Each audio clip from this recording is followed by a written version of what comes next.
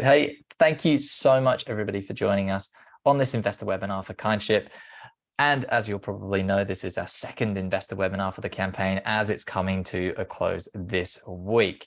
This really was a final opportunity that we wanted to present to you to come in and ask your final questions about the company, about the business, and to really just share the message of the business right before the investment offer closes at 10 p.m. tomorrow. I'll throw it around to everybody to do some quick introductions. And then we also want to just go into the details of exactly what Kindship represents and really what the business is all about and what this journey involves. So I guess I'll start from the top left in my corner. Andreas, over to you. Oh, you're on mute. You're just on mute. We can't hear you. Ladies first. Ladies first, Sandy. Yes, sir. Sure, I'll go first then. Yep. Hi, everyone. My name's Sandy. I'm one of the co-founders of Kindship. I'm a mum of two, and why that's relevant is it really informs why I'm so passionate about what we're doing here at Kindship. So I thought I'd give you a bit of background on me today. So my daughter Imogen, she is almost 12, and she was diagnosed as autistic when she was 2.5, and also with a moderate intellectual disability. So we've been navigating this journey now, be coming up to 10 years next year. I can't believe that. Time flies. And look, along that journey, and anyone who is a parent of a child with a disability will understand that it's like a roller coaster and an adventure and all of the things thrown into one. So in the beginning, to be really frank with you, it was really lonely. It was really isolating. I felt like no one understood. I felt like I was the only one. And along that journey, I've realized the value of being part of a community. So about 4 years ago, Steph and I built an online community for parents navigating this world of parenting a child with a disability. And we're really determined to create a really positive solutions-based culture within that community, which we've been told, and we kind of know, that is a little bit different to some of the other communities that are out there. We don't want to get stuck in the wallow, and we know that there's going to be challenges that come up, but we've always been really, focused on let's get those emotions out there, and then how can we help? How can we move forward? So that has been kind of the inspiration for the culture of Kindship and what we're all about. So I'm also a PE teacher by trade, so I have an education degree. I also a graduate certificate in specialist inclusive education. So it's kind of my passion is really about how can we include everybody in this education discussion. And I love making the most of people. I love building people and building teams, and have been helping out Steph with our volunteer crew. We've got over 90 volunteers in Kindship now, who are all parents themselves, which is super exciting. And my role as we roll out the Kindship wallet will be really to nurture our new staff and team. And I'm super excited about that because they are all going to be parents of children with disabilities, and will be walking this road too. So they'll be, navigating the NDIS journey, and they will know what it's like to walk in our clients' shoes because they will have been doing the same thing. So I'm super pumped to get that part of Kindship rolling out, and excited to answer any questions you guys have today. Fantastic. Steph? Awesome. So hi guys, I am Steph. So I am another one of the co-founders, and I'm head of community at Kindship. So a bit of context. So my family's journey started in 2018. So my daughter was diagnosed with autism. But being her mum has really taught me so much about the power of having a village and being surrounded by people who just get it. So in the early stages of her diagnosis, we had no context around autism, like no understanding about neurodiversity. And the unknown at that time felt incredibly scary to me. There was like a big, abyss in the future that I just had no idea about. So, and I also realized there was like an immense lack of support for families. And I would turn to YouTube vlogs just to gain a sense of solace. Like I remember waking up sometimes in the middle of the night frantically, it was almost just like looking for that support and not really knowing where to turn. So it kind of ties in where Sandy mentioned when we connected, I was in that very vulnerable early stage. And we were able, well, I felt like at that time for me, I was able to channel that into something really incredible with her support, and together here we are today, right? So what a ride it's been. But I suppose like just knowing that firsthand experience has helped me feel so passionate about wanting to help other families. And really bring other families up for air. And that's why I'm so passionate about working with our community, with our kind folk, and really like nurturing them to be, you know, the best they can be. Yeah, so I'm really excited to answer any questions and to be here with you guys today. Fantastic. Tara? Hi everyone, thanks for joining. I am a mum to 3. My middle daughter Willow, she has a diagnosis of cerebral palsy and autism. She was actually born at 29 weeks, which was a big shock, and the shocks just kept coming after that. We were told at 2 weeks that she had brain damage, which would lead to this long list of disabilities. And we got the official cerebral palsy diagnosis at 7 months. And the same as what Steph and Sandy said, it really, although I knew it was a possibility, I'd never felt so shocked and alone. And I just didn't know where to start, who to turn to. I wanted to be proactive and help and do all the things for her, but I actually did not know what to do. When she was about 1, I started sharing our journey on Instagram, purely just so family could keep up with us, what we were doing.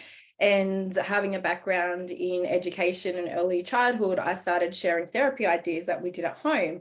And before I knew it, it just blew up. And I had so many families all across the world following along and thanking me for sharing, because it wasn't just me, like it was people all across the world that needed insight and help and guidance.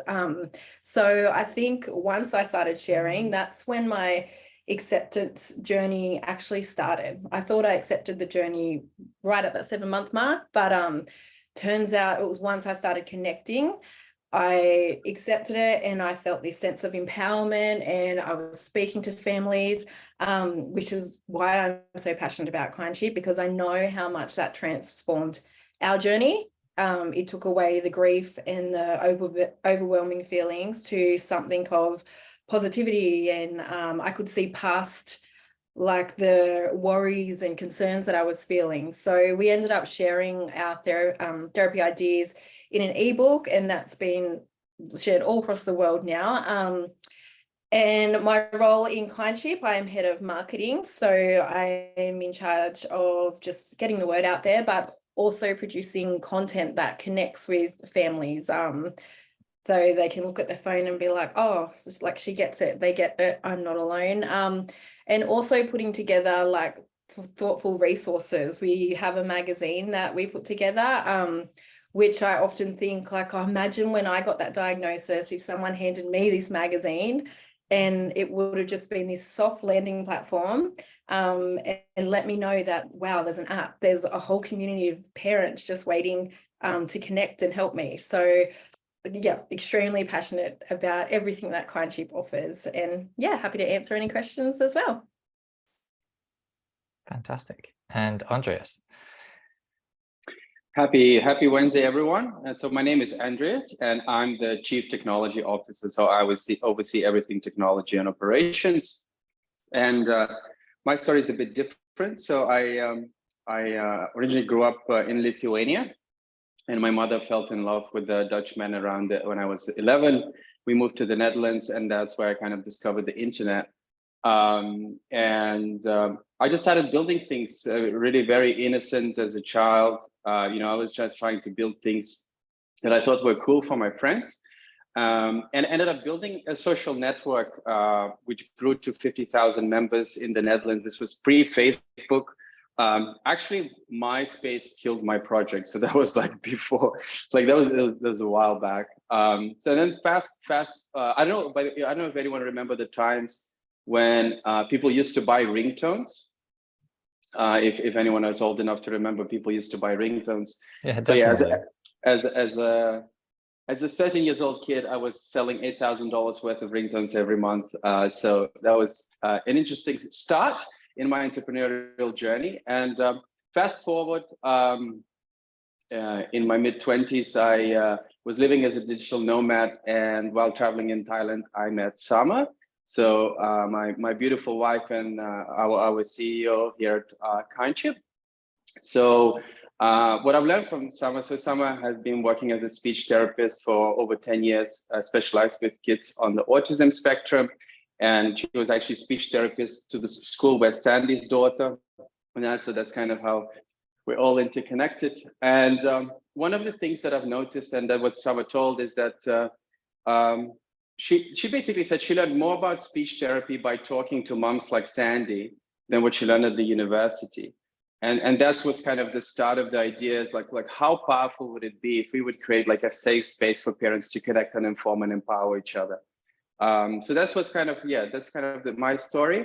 And what I'm really excited about is really about that opportunity of crowdsourcing the wisdom that our community has.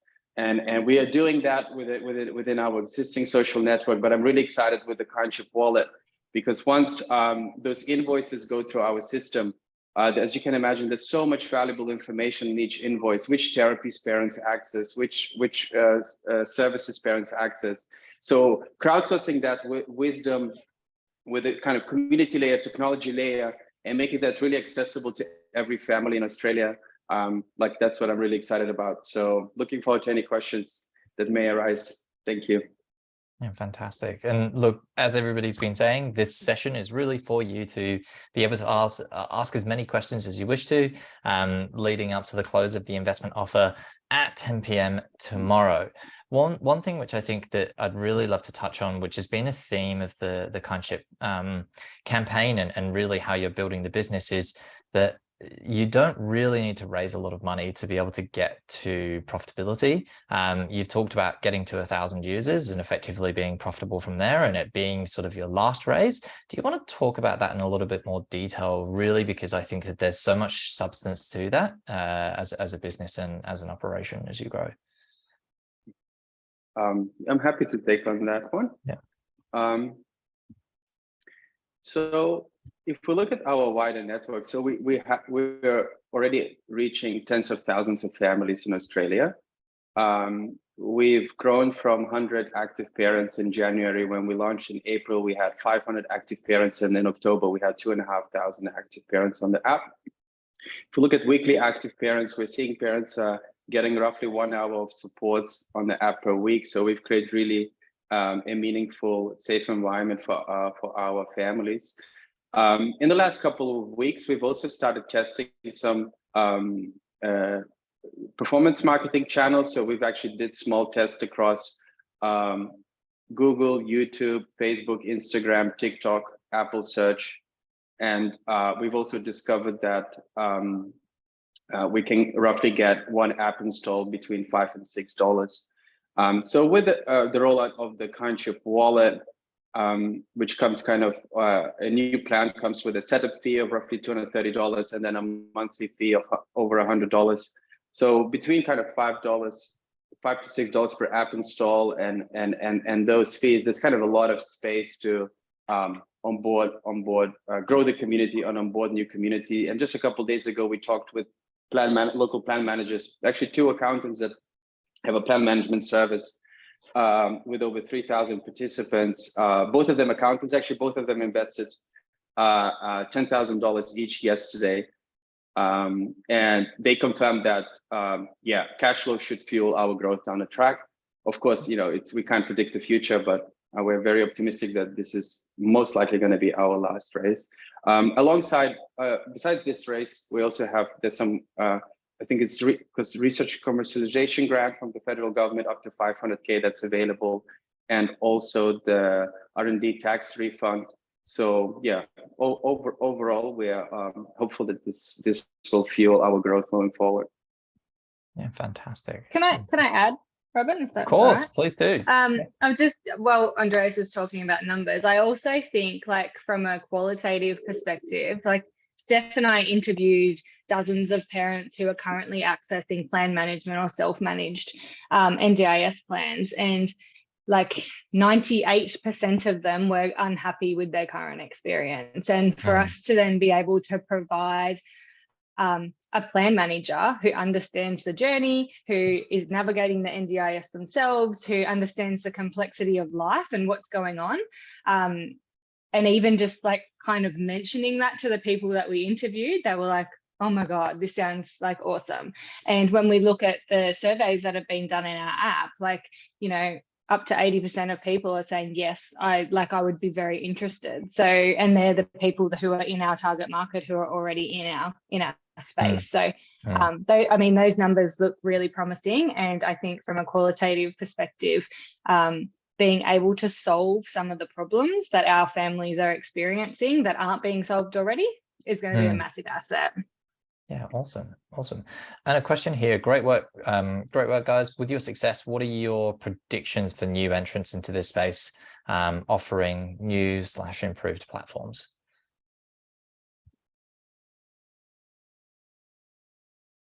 Would you mind repeating that question again? Yeah, sure. So with your success, what are your predictions for new entrants into this space? Essentially, what are your predictions around any other entrants into this space? Is maybe you can answer that with saying what you think you're doing very differently to really overcome competitors coming into this space, and really just what's your point of difference as a business? I think, given a lot of your attention in this space, it's probably natural to think that there are going to be others who are going to go down this route. But given your experience, but also very lived experience as a business and your community, they're probably likely to stick with you. But addressing competitors in this space is definitely something that's going to be really important. Yeah. So yesterday, actually, I had a meeting with one of the ladies on the board of NDIS, and she very much agreed with my statement saying that 99% of the industry, well, look, NDIS is created to put the participants first, but the reality is that 99% of the industry is just purely, providing services and making sure they're compliant. The industry, I would say, is majority owned by, lawyers, accountants. So I think anyone that's going to be successful in the future, first of all, that I think they have to be families with lived-in experience, just like we are. And they need to also be the ones that put families at the heart of the design of basically the entire user experience. And that's basically what we do with Kindship. We're first and foremost a community, and kind of we put the community at the heart of everything that we do. So, whenever within the Kindship quality, you'll be looking at, a parent would be looking at what kind of services can I access in my local area, or what kind of therapies are available for the type of goals I'm trying to achieve for my child. They will be looking what other parents are already doing. So it's not going to be Kindship saying, we believe this is good for a child. It's going to be actually other parents informing each other on what is best. So really putting families at the heart of everything, that's probably the recipe for success, would be my guess. Would be curious what you ladies think. I really think that creating a social network, whilst it sounds easy, it's actually really hard work. And there has been years and years of trust and relationships and community building that's gone into creating what we have at Kindship. It's not easy to just create that instantly. So whilst, another plan management company could come in and employ parents of children with disabilities and have the lived experience, they're not then going to have the crowd sourced insight that we're going to have, which I think really will be a point of difference. I would say daily there's a post in our app talking about, like, where should I go for this service, or who uses a speech therapist in this area. So being able to provide just a very efficient way of getting data for your particular area, being able to know what the wait list times are, being able to talk to that parent and be like, which therapist do you use there? Like, what would you recommend? Like, who would be best for this? Is going to be something that's very unique. So I feel like that would be very hard to duplicate if that's what a client's looking for. And can I just say, like, just quickly, Of for a course. very long time, like, obviously, like Sandy and I have been like cultivating our like beautiful community and that trust there. So just echoing what she was saying. But now we have an opportunity in front of us to actually support their needs on an emotional level, on like a social level, on a, you know, financial level when it comes to NDIS, like it's real impact. And I suppose like that kind of recipe all in one is where the magic is going to happen. And that's only possible because of this campaign and our team. So I'm really excited to see, the next chapter ahead of us. Yeah. Awesome. No, fantastic. And I think it came up a lot in the last webinar that we did, where there were a lot of questions around concerns in relation to trust on the app, and obviously people saying things. If you look at social media and the big platforms out there, they definitely aren't. That I feel like year after year they've become less and less trusted. Yes, there are groups out there, and yes, they have their own sort of policies for what isn't accepted. But then again, I think we've always come back to the point, which is that users aren't really that protected when it does come to their experiences with these big social media platforms themselves. I think it was such an incredible, point and topic to touch on in the last webinar. It's probably relevant to pick up again in this one, just in relation to sort of what you've found has worked for you, what kind of features you've put in place, and really what you think is absolutely essential moving forward for the business, because your social media sort of aspect of the business is probably a huge part of what's driving user engagement and going to get people to be very excited about the business moving forward and your products and services. Yep. So Steph, I'm I was going to say you're the person to answer the question. I'll kick off Yeah. briefly, but I suppose like from a moderation perspective, we've actually worked really closely with our amazing kind folk volunteers, and we continue to do that. We will continue to do that, just because safety is so important. So like, and what I kind of love about it is that they've been there with us from the beginning of like creating and cultivating a culture that doesn't really accept anything other than like respect, support, and like, propelling people forward. And I do understand, like, obviously, as we grow and as this app expands, that will come with its own sets of challenges. But I feel like with what we're creating here, we're more than up to making sure that that's supported. So, and they're amazing. So really, they're constantly providing feedback to us. They're very good at what they do, aren't they, Sandy? They're all over it, like incredible. If any of them are tuning in now or happen to watch later, you are amazing.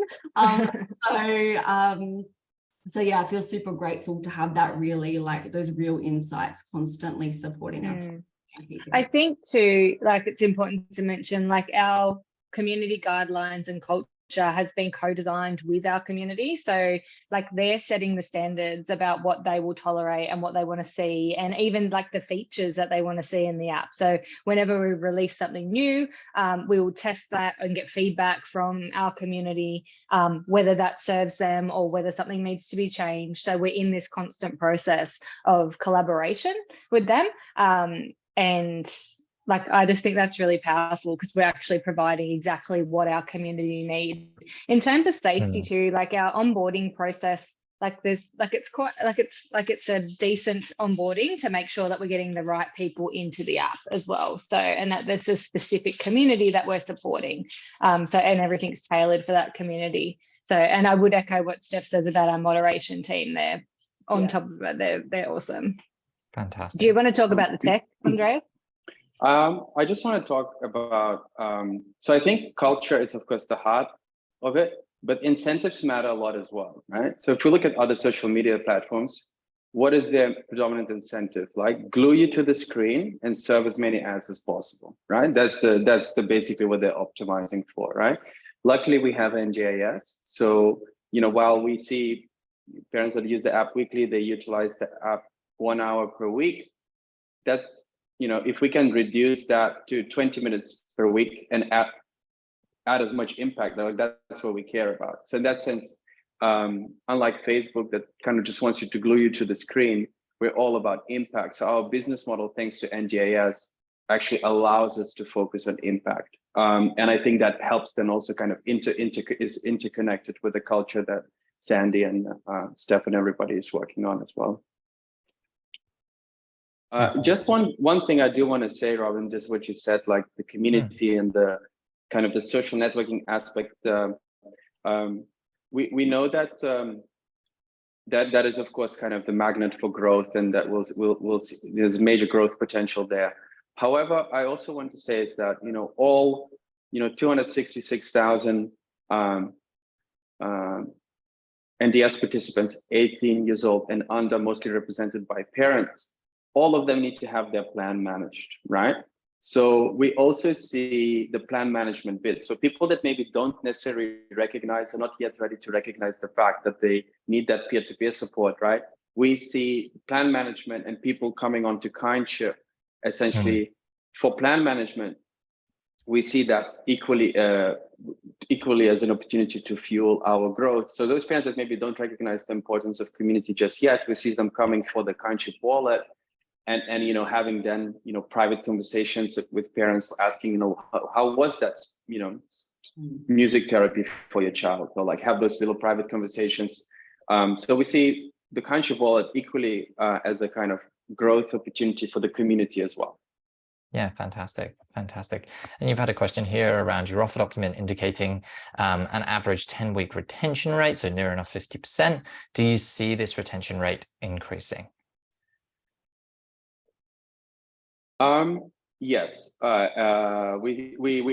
obviously it's a priority, right? Like at the moment, it's actually really unfortunate to see that some parents are dropping off, right? So as someone that overseeing the product experience, I see there's opportunity for improvement there. So we're looking at ways how can we simplify the onboarding, and there's a lot of moving parts, and I think retention is very fluctuating. So if we see someone comes in from if Tara would tell someone, let's say, to come on another parent to come on the app, we see that that reflects on the retention than someone that maybe their GP tells them to come on the app. So each channel also has different retention. It's something that's very, very fluctuating.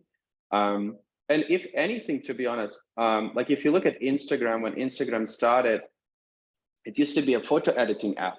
So there was no community, right? And people came to the app to just edit their pictures, add some cool filters to the app, right? So there's this thing of like, be a tool first and like have a community kind of second. Like that's their approach. I mean, we have the community first and adding the tool. So we're also seeing a lot of people might just simply come for the tool, and that would help fuel the retention as well. So the Kindship wallet should also fuel the improvement in retention.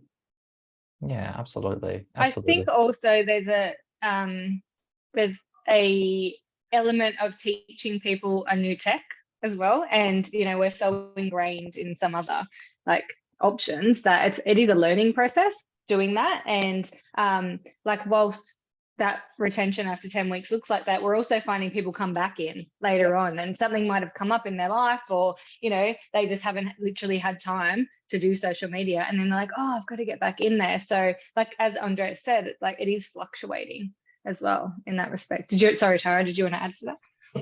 Yeah, I was just going to add, like Andre said, like we add new features. I think we've just added a local group chat, and I think some may come in and it is a new tech and they have to learn it. So what's great about the local group chat is they're automatically connected with people so they can ask questions.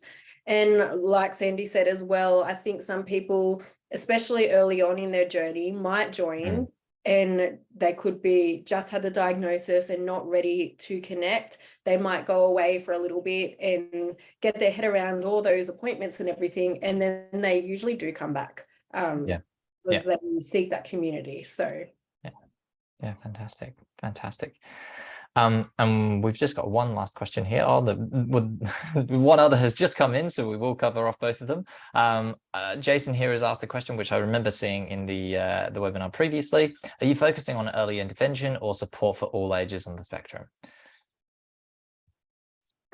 Definitely all ages. So, and I think what's great about the app is there is something for everyone. So I see myself as if when we were first starting out in early intervention, I would have been on there for the feed because you're just seeking advice and answers and tips from parents, whereas now it's more about connecting and finding community and finding people to be friends with Willow, and there's audio room. So there are so many different features on the app, regardless of what sort of journey you are in. Linked to everyone, really. I think it's also interesting to note, like, because obviously I speak to a lot of new parents coming onto the app, and there are a lot of parents coming on who have just gone, I've just had a diagnosis, or we're just walking this journey. There is that early intervention context there. So because I think people are scared, and perhaps an app in their hand is an easy way to just start to connect the dots. However, it is really important to note that, like, there's so much that can be learnt from those ahead in the journey. Like, I learned from Sandy consistently. She's like, and other people in our community, like, and that's really powerful. That's empowering for me, and hopefully for her as well, to be able to share those experiences. So. And I learned from the people who have been before me. So now we're starting to go through the whole teenagehood, and I'm like, oh, help. I was like, I ran an audio room, autism and puberty, help me please. Like, and we get parents who are further along the journey who can come along and share that. So yeah, fantastic. And Danielle's question here is, this is an alternative model of plan management. What certainty do you have that this will align with NDIS compliance requirements? I think you've been through this quite a while ago, so yeah, I'm happy to hand this over to anybody to answer. So we have beautiful Julie, which I've just mentioned her name, but we kind of have someone who we see as one of our strategic hires, who has seen the social service, Australia's social services and the AS inside out. She's also a mom, and she knows what it is to represent her own child in the tribunal, but she also knows what it is to represent the government in case there's a lot of complex cases. So she's really able to balance, I guess, the stakeholders. And often when we look at legal documents, there's always room for interpretation, right? And she is gifted to really understand, what the government's perspective, but also thanks to her lived-in experience, also the family's perspective. So in that sense, I think we've got the right people on the team to tick all of the compliance boxes. also, I think in terms of the technological side, there are plan management companies who are already using tech, like we will be using for invoicing and stuff like that. So that's already happening. They don't have the other side that we have, but that's actually really good. Sorry to interrupt you, Sandy, but that's actually a really good point. So we've partnered up with Credibility Systems. So they have a backend plan management compliance purely for the the processing of an invoice and reconciliation of an invoice and making sure that the payments can happen very fast. So they have nearly $1 billion worth of NDS payments going through their system. So that's what we were going to be tapping into in the first couple of years, in terms of that particular aspect of the plan management.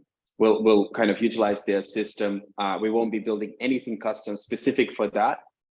We'll just tap into their backend and of course create a custom user experience within the mobile app for the parent. So they won't even notice what we use in the backend basically. But so we'll be tapping on into existing technology partners of NDIS essentially to facilitate the compliance as well. Yeah, fantastic.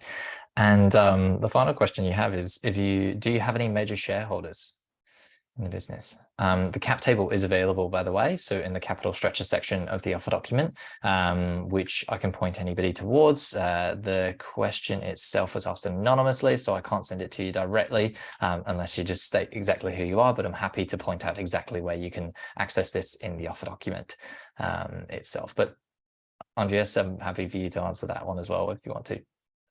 Yeah, so we've been very strategic with who we wanted to take on board as our investors.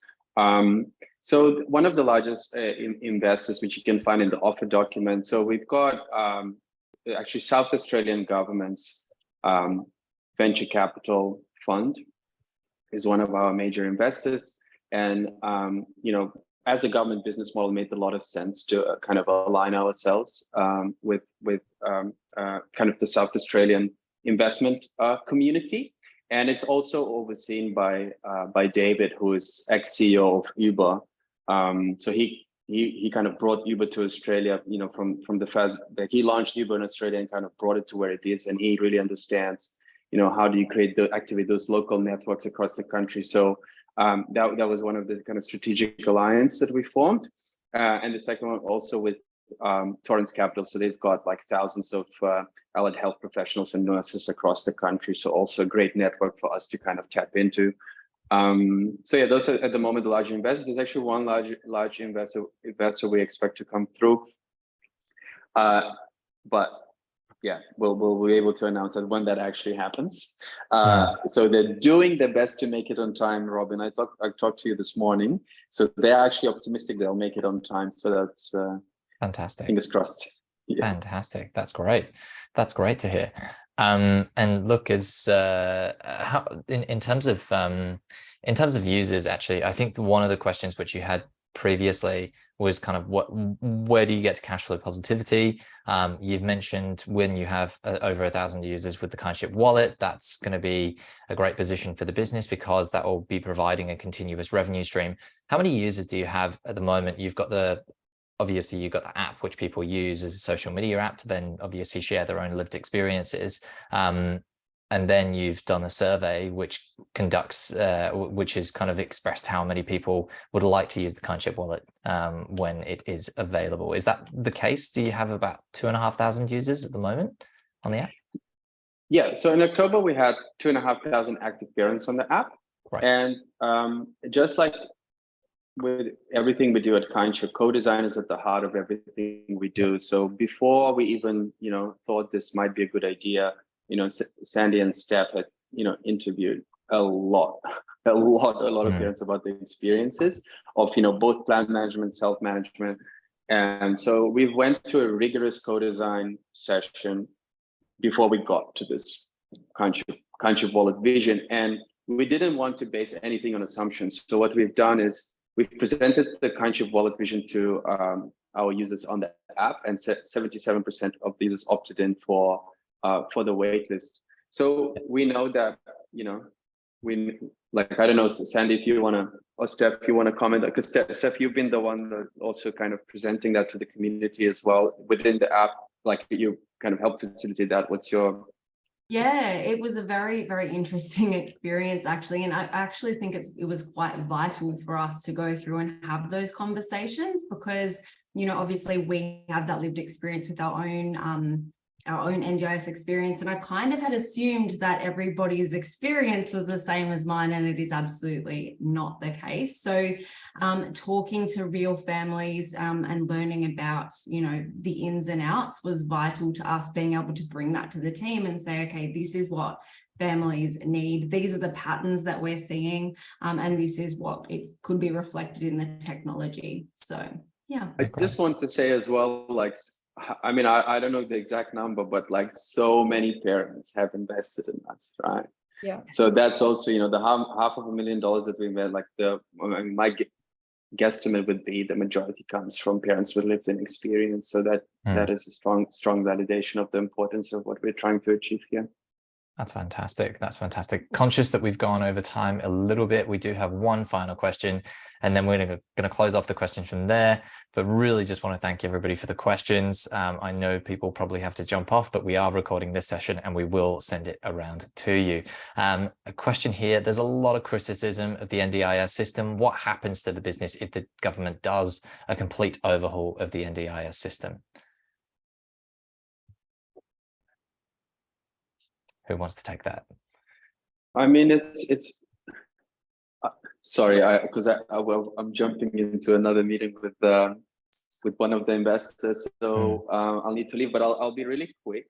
It's impossible to predict, you know, what's going to happen in that sense. But what we know is, if we look at the current government, so they're transitioning to Salesforce. The current government also recognizes that disability doesn't go away after a year. So there's a high likelihood of plans becoming, instead of 1-year plans, they might end up being 3-year plans, which is good for our families because, you know, every single year try and prove that your child has a disability is just a horrible thing to go through. So have that less frequent, I think, is very positive for our community. And I think a lot of, to be honest, like everything else, my experience, feels almost, because there were so many rumors, right? And we've been kind of in touch with NJS and technology partners from NJS and so forth. And it almost looked like as if it's like just as a, you know, just to get views on TV, you know, so just get people to you know, to watch the news and so forth. So I think a lot of fear is just purely to kind of generate views, and yeah, which is a bit unfortunate, but I mean, that's my read, that if I look at the actual actions of the current government, like that's what I'm seeing. I'm not seeing anything else. And I don't know, Sandy, if you have, I mean, we also had actually Bill Shorten live on our Facebook page. What was that? Just 2 weeks before he got elected. So maybe Sandy, you can comment on that, and I'll run into my next meeting. Thank you so much, everyone. So I look, as much as there's that bad publicity around the NDIS was Labor's baby before the Liberal government come in. I think they really want a chance to fix it. I don't see the whole system having that much of an overhaul in that period of time. What I do know is that families will require support consistently, no matter what the system looks like. And I know how well our team can pivot. So if that is necessary, like I'm actually not concerned about that, because there will be a need for a service that supports our families. So I'm quite confident in that. Did you girls want to add anything else? Yep, you covered it perfectly. Yeah. Fantastic. Well, look, thank you so much to everybody who's here and asked some great questions. And thanks very much to the Kindship team here as well. It's been fantastic working with you, and really exciting seeing actually even $10,000 coming into the investment offer while we're actually on the webinar itself, raising just over 528,000 now from over 390 investors. As mentioned to everybody here, I will send around the recording and also just remind you that the investment offer is closing at 10 p.m. tomorrow evening. So with that, thank you ever so much, everybody. Bye for now. Thank you. Bye. Thanks, Robin. Bye-bye.